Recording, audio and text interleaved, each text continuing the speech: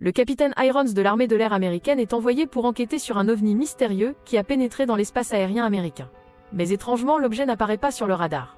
Soudain, une énorme collision se produit et l'avion d'Irons s'écrase avec l'ovni. À proximité, un homme nommé Jack campe avec sa famille. Il est là à profiter d'un pique-nique avec sa femme Lily et leur fils Charlie. Jack remarque le crash et dit à Lily qu'il doit aller aider, car la ville est loin et personne d'autre ne peut arriver à temps. Il conduit rapidement sa camionnette vers le site du crash. En chemin, Jack trouve le capitaine Irons, grièvement blessé. Jack lui demande s'il y a quelqu'un d'autre avec lui et Irons explique qu'il est entré en collision avec un ovni, mais a survécu grâce à son parachute. Ensemble, ils se dirigent vers le site du crash. Lorsqu'ils arrivent, ils sont choqués de voir un vaisseau spatial extraterrestre. Soudain, un artefact émerge du vaisseau. Ils scannent Irons, mais le rejettent. Puis ils se dirigent vers Jack, le scanne et l'accepte. L'artefact s'attache à la main de Jack. Juste après, le vaisseau alien explose. Irons perd connaissance, mais l'artefact crée un bouclier protecteur autour de Jack, lui sauvant la vie. 10 ans plus tard, on voit Charlie à l'école en train de faire un exposé sur le super-héros le plus puissant du monde, connu sous le nom de Le Gardien. Il explique que le Gardien utilise une source d'énergie mystérieuse pour protéger le monde, quelque chose que personne ne comprend vraiment. À ce moment-là, une nouvelle fille nommée Maya entre dans la classe. Le professeur la présente comme une élève en transfert venant de Turquie. Charlie l'apprécie déjà, car elle étudiait dans la même école avant de déménager. Plus tard, Charlie et son meilleur ami Burger partent jouer au baseball. Le père de Burger l'encourage bruyamment, ce qui gêne Burger. Charlie lui dit « Au moins ton père est là. Mon père est toujours occupé par le travail. Il ne vient jamais à mes matchs. » Entre-temps, Lizzie et Maya arrivent pour regarder le match. L'entraîneur envoie Charlie lancer. Il lance la balle, mais un enfant nommé Forrest la frappe fort, et elle s'abat directement sur Charlie, le renversant. Après cela, Charlie rentre à la maison. Plus tard, Lily emmène Charlie rendre visite à Jack. Charlie est visiblement contrarié parce que son père n'est pas venu à son match de baseball. Pour se faire pardonner, Jack offre à Charlie son vieux gant de baseball. Mais Charlie répond « Je suis gaucher, tu ne sais même pas ça ». Jack lui demande ce qu'il veut. Charlie dit qu'il veut juste aller camper à nouveau comme avant. Jack lui promet qu'ils iront dès que le travail se calme. Puis il lui offre un jeu vidéo, ce qui le rend immédiatement heureux, et ils commencent à jouer ensemble. Mais juste au moment où ils s'amusent, Jack reçoit un message urgent. Il dit à Charlie qu'il doit partir pour un travail important. Cela met Charlie vraiment en colère à nouveau. Jack dit que Charlie ne peut pas rester seul à la maison et propose d'appeler sa mère, mais Charlie ment et dit qu'il l'a déjà appelée. Dès que Jack part, Charlie appelle Burger et l'invite à une fête, car il n'a en réalité jamais appelé sa mère. Un peu plus tard, Burger arrive avec Maya et Lydie. En parlant avec Maya, Charlie touche accidentellement d'étranges billes métalliques comme un berceau. Soudain, un ascenseur caché apparaît derrière eux. Il y a un panneau avec un mot de passe. Lydie entre la date d'anniversaire de Charlie et ça fonctionne. L'ascenseur s'ouvre et ils entrent tous. Alors qu'ils descendent profondément sous terre, ils n'ont aucune idée de ce qu'ils vont découvrir. Ils arrivent dans un immense quartier général secret. À l'intérieur, ils découvrent une technologie avancée et un puissant système informatique. C'est alors qu'ils réalisent qu'il s'agit du quartier général secret du Gardien. Charlie dit « Alors ça veut dire que mon père travaille pour le Gardien ». Mais Maya le regarde et dit « Non, ton père est le Gardien ». Charlie n'y croit pas. Entre-temps, on coupe au quartier général d'Argan Tactical, où le capitaine Irons travaille maintenant. Le propriétaire de l'entreprise, Ansel Argan, demande à Irons quand ils obtiendront enfin la source d'énergie du Gardien. Irons dit que cela prendra du temps, mais Argan l'avertit que s'il ne la trouve pas d'ici la fin de la semaine, il est renvoyé. On voit maintenant Charlie et ses amis explorer le quartier général secret du Gardien, complètement ébahis par toute la technologie avancée autour d'eux. Il y a même une imprimante spatiale capable de créer de vrais objets instantanément. Lizzie sélectionne un jetpack dans le système, et en quelques secondes, la machine en imprime un entièrement fonctionnel. Elle l'enfile immédiatement. Burger trouve un bâton magnétique. Maya découvre une veste high-tech et Charlie obtient une puissante ceinture poignée, mais les choses deviennent vite incontrôlables. Lizzie appuie accidentellement sur un bouton du jetpack, et commence soudainement à voler de façon incontrôlable dans les airs. Maya la tire vers le bas et la sauve juste à temps. Au même moment, Charlie tire accidentellement avec son poignet en direction de Maya, mais sa veste active instantanément un bouclier et la protège. Burger trouve alors quelque chose encore plus fou, 2 anneaux portail. Tout ce qu'on met dans un anneau ressort par l'autre. Maya trouve également une clé mystérieuse. Juste alors, une voiture high-tech appelée le Z-Mobile arrive toute seule. À l'intérieur du véhicule, Charlie remarque quelque chose de choquant. Ses chaussures d'enfance sont intégrées dans le système. C'est à ce moment-là que ça lui saute aux yeux. Son père est le Gardien. Ensuite on les voit à l'école pendant un examen. Maya place secrètement sa copie dans un portail sous son bureau, et Lizzie de l'autre côté la tire par le second portail, et l'aide à tricher. Burger cache ensuite l'un des portails dans son casier d'école. Plus tard, Charlie et Burger retournent au terrain de baseball. Charlie dit à l'entraîneur qu'il veut lancer. Quand Forrest s'avance pour frapper, Charlie utilise secrètement sa ceinture pour lancer la balle à une vitesse folle. La balle traverse le gant de Burger de part en part, mais l'utilisation de ce pouvoir émet un signal, et le capitaine Irons et son équipe parviennent enfin à localiser l'endroit. Après cela, Charlie et ses amis prennent le Z-Mobile et rentrent à la maison. Charlie commence à conduire à des vitesses folles, et bientôt la police se lance à leur poursuite. Tout le monde commence à paniquer, mais Charlie accélère encore. Maya et Charlie commencent à appuyer au hasard sur des boutons dans la voiture. Soudain, un système magnétique s'active, repoussant les voitures sur leur chemin et leur ouvrant une voie d'échappatoire. Entre-temps, Irons et son équipe retracent le signal de la voiture jusqu'à la maison de Jack. Ils fouillent la maison, mais ne trouvent rien, jusqu'à ce que l'appareil d'Irons détecte un signal provenant de sous terre. Ils découvrent un ascenseur caché dans le bureau de Jack, et descendent dans le quartier général secret. Au même moment, Charlie et Maya discutent lorsqu'ils entendent soudain l'ascenseur s'activer. Irons et son équipe sont arrivés. Charlie, Maya et Burger se cachent rapidement, mais Lydie est séparée d'eux, en train de parler à son petit ami dans la salle de bain. Irons réalise que le gardien est actuellement en mission au Japon. Il dit donc à son équipe qu'ils doivent trouver le OG rapidement et partir.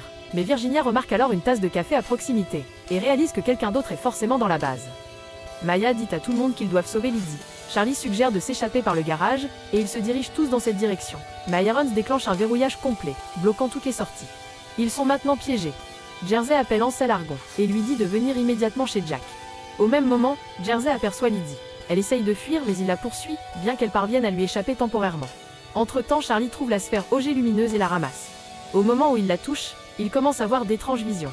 Avant que quelque chose de pire n'arrive, Burger et Maya le saisissent, et s'enfoncent plus profondément dans la base. Irons annonce alors dans le micro « Nous avons scellé toute l'installation. Il n'y a pas d'issue. Remettez simplement le OG et personne ne sera blessé. » Peu après, Argon arrive. Jersey lui dit qu'une fille est à l'étage pendant que les autres sont en bas. Argon s'inquiète, et dit que si elle appelle la police, ils auront tous de gros ennuis. Mais l'un des hommes le rassure en disant que les brouilleurs de signal sont actifs. Aucun appel ne peut passer. Jersey suggère de tuer les enfants. Mais un homme refuse, disant qu'ils ne peuvent pas faire de mal à des enfants. Argon répond froidement que les adultes, c'est une autre histoire. Et devant tout le monde, Jersey tue cet homme. Lizzie, terrifiée, essaye de s'échapper, mais Jersey la rattrape. Soudain, la sonnette retentit. Argon force Lydie à ouvrir la porte et la menace. Si elle ne renvoie pas le visiteur dans une minute, il la tuera. À la porte se trouve Big Mac. Lizzie essaye de lui donner des indices pour qu'il appelle la police, mais Jersey les traîne tous les deux à l'intérieur. Argon interroge Big Mac sur la raison de sa présence. Nerveux, il dit que Lydie est sa petite amie, et qu'il est venu l'emmener à un rendez-vous. Mais sous pression, il finit par tout révéler sur Charlie et Burger. Argon se tourne finalement vers Irons et demande « Où est le OG ?» Irons répond « Il a disparu ». On voit maintenant Charlie et ses amis essayer d'élaborer un plan pour s'échapper. En même temps, Argon force Lydie et Big Mac à appeler leurs amis via le système de communication pour les piéger. Argon dit « Charlie, tes amis sont avec moi. Si tu les veux vivants, apporte-moi le OG. » En entendant la voix de son frère, Burger panique et dit à Charlie de remettre le OG. Mais Charlie refuse. Burger essaye de le lui arracher, mais Maya intervient et l'en empêche. Frustré et en colère, Burger décide d'y aller seul pour sauver son frère.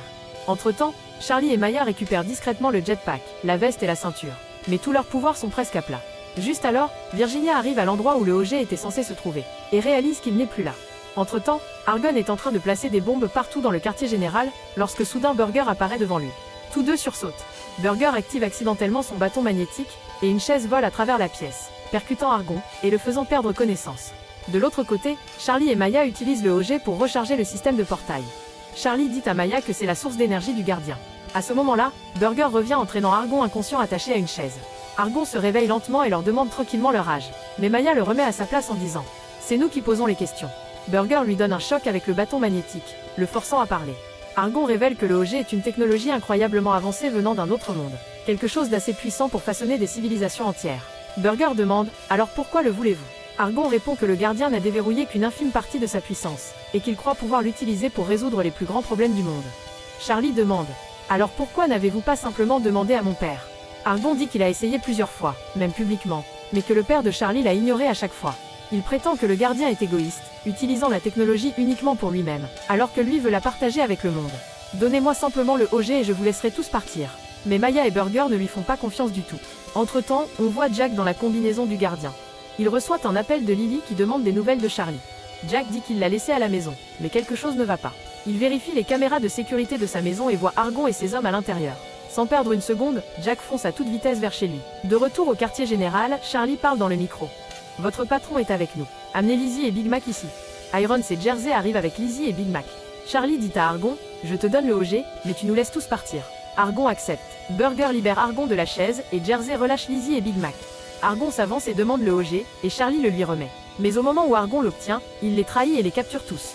Cependant, Charlie envoie discrètement un signal à Maya, qui active le système d'arrêt d'urgence du quartier général. Argon comprend rapidement la vérité. Charlie lui a remis un faux OG. Charlie et ses amis prennent leurs jambes à leur cou, mais Jersey jette une bombe sur leur chemin. L'explosion fait tomber le vrai OG de la main de Charlie, et Jersey le saisit. Lizzie dit à Charlie de fuir. Mais Charlie refuse de partir sans le OG, alors ils font tous demi-tour pour se battre. Charlie commence à tirer avec sa ceinture. Argon ordonne à ses hommes de riposter, mais étonnamment, Irons refuse de tirer. Dans le chaos, Lizzie utilise le jetpack pour attraper le OG, mais Virginia l'attaque et le lui arrache. Lizzie contre-attaque, renverse Virginia, lui attache le jetpack aux jambes et la fait s'envoler, récupère le OG, et le remet à Charlie. Charlie court avec le OG, mais soudain les hommes d'Argon l'encerclent des deux côtés. Charlie tire à nouveau avec sa ceinture, mais l'un des hommes lui attrape la main, faisant dévier le tir vers le système principal du quartier général. Le système commence à dysfonctionner. Charlie tombe au sol, et Maya intervient, neutralisant l'attaquant et le sauvant. Entre-temps, Burger se retrouve face à face avec Jersey. Jersey ouvre immédiatement le feu, mais Burger place rapidement un nano-portail devant lui. Toutes les balles passent à travers le portail et se retrouvent dans son casier d'école.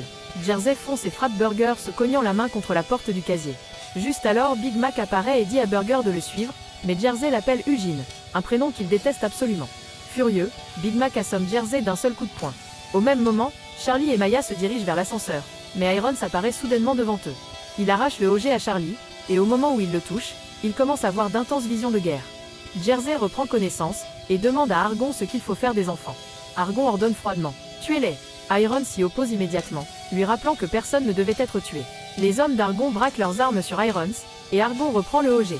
Mais dans un geste rapide, Burger utilise son bâton magnétique pour lui arracher le OG, et le lance vers Charlie.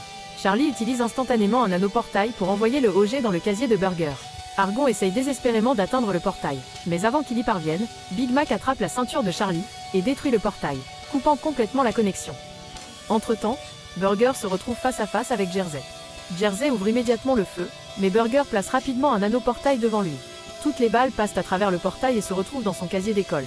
Jersey fonce et frappe Burger se cognant la main contre la porte du casier. Juste alors, Big Mac apparaît et dit à Burger de le suivre, mais Jersey l'appelle Eugene, un prénom qu'il déteste absolument. Furieux, Big Mac assomme Jersey d'un seul coup de poing. Au même moment, Charlie et Maya se dirigent vers l'ascenseur, mais Irons apparaît soudainement devant eux. Il arrache le OG à Charlie, et au moment où il le touche, il commence à avoir d'intenses visions de guerre. Jersey reprend connaissance, et demande à Argon ce qu'il faut faire des enfants. Argon ordonne froidement, « Tuez-les !» Irons s'y oppose immédiatement, lui rappelant que personne ne devait être tué. Les hommes d'Argon braquent leurs armes sur Irons, et Argon reprend le OG. Mais dans un geste rapide, Burger utilise son bâton magnétique pour lui arracher le OG, et le lance vers Charlie. Charlie utilise instantanément un nanoportail pour envoyer le OG dans le casier de Burger. Argon essaye désespérément d'atteindre le portail, mais avant qu'il y parvienne, Big Mac attrape la ceinture de Charlie, et détruit le portail, coupant complètement la connexion. Entre-temps, Lizzie utilise la ceinture de Charlie et commence à entrer des codes à une vitesse folle. Après une lutte intense, elle y parvient enfin. Le système se déverrouille et Charlie et Maya s'échappent de la machine. Ils impriment rapidement des jetpacks, mais le temps presse, alors ils se séparent. Lizzie et Big Mac s'échappent avec un jetpack, pendant que Charlie et Maya prennent l'autre. Cela laisse Jack et Irons derrière. Irons aide Jack à s'échapper juste au moment où tout le quartier général est détruit. Pour sauver Burger, Jack et les enfants se précipitent vers l'école dans le Zenmobile. À l'école, Argon force Burger à ouvrir son casier, mais le OG n'y est pas. Juste alors, le professeur de Burger entre et demande qui est Argon. Il prétend être l'oncle de Burger et demande un objet lumineux du casier.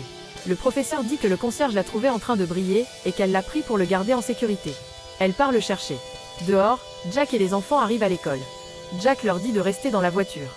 Lizzie lui donne ses écouteurs pour qu'il reste connecté, et Charlie le guide à travers le bâtiment. À l'intérieur, le professeur revient avec le OG, mais au lieu de le remettre, elle pousse soudainement Argon, et donne le OG à Burger, lui disant de courir. Burger s'élance. À ce moment précis, Jack aperçoit Argon qui le poursuit, et court immédiatement après eux. À l'école, une fête bat son plein. Burger court à l'intérieur en essayant de se fondre dans la foule, mais Argon le suit et commence à le chercher. Burger se cache rapidement sous une table de buffet, mais Argon le repère quand même. Juste alors, Jack arrive. Argon l'attaque brutalement, le frappant si violemment que les écouteurs de Jack se cassent. Dehors, Charlie réalise que quelque chose ne va pas. Il comprend que son père a besoin d'aide. Sans perdre une seconde, Charlie conduit le Zenmobile à travers un mur et entre dans l'école. Juste à ce moment-là, Burger lance le OG vers Jack. Jack l'attrape et sa combinaison se recharge instantanément. Il active pleinement la combinaison du gardien et lance une puissante attaque, envoyant Argon au sol. Jack remet ensuite le OG à Charlie et donne tout pour en finir avec Argon. Il lui assène plusieurs coups lourds, mais Argon retourne soudainement la situation, attaque Jack par derrière et s'échappe.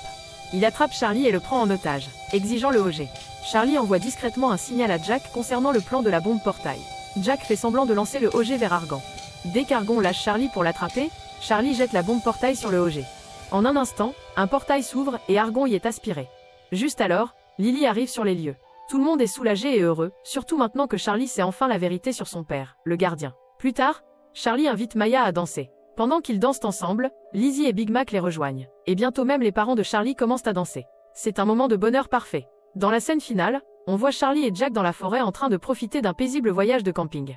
Soudain, Charlie reçoit un message. Il est appelé pour une mission. Alors qu'il est sur le point de partir, Jack l'arrête et lui montre un tout nouveau Zenmobile. Un cadeau d'anniversaire en avance, dit-il. Ils sourient tous les deux et montent dans la voiture. À l'intérieur, on voit qu'Irons travaille maintenant comme contrôleur de mission. Ensemble, ils partent pour une nouvelle mission. Burger devient DJ sous le nom de DJ Impossible Burger. Lizzie et Big Mac sortent toujours ensemble. Maya travaille maintenant comme stagiaire à la CIA. Jack et sa famille continuent de travailler ensemble en équipe, portant tous leurs propres bananes. Et Argon est toujours en vie, mais piégé dans une autre dimension. Merci d'avoir regardé cette vidéo jusqu'au bout. Si ce résumé vous a plu et donné envie de voir le film, n'hésitez pas à liker la vidéo et à vous abonner à notre chaîne Alarme pour ne rater aucun de nos prochains récapitulatifs. Dites-nous en commentaire, quel film ou quelle série souhaitez-vous que nous racontions prochainement? On lit toutes vos suggestions avec plaisir. Sourire.